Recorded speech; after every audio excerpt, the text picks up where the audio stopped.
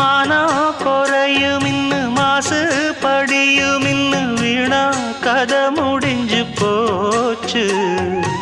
ஈசான மூலையில லேசான பள்ளி சத்தம் மாமன் பேர சொல்லி பேசுது. ஆறாத சோகந்தன்ன தீராம சேர்த்து வச்சு ஊரும் சேர்ந்து என்ன ஏசுது.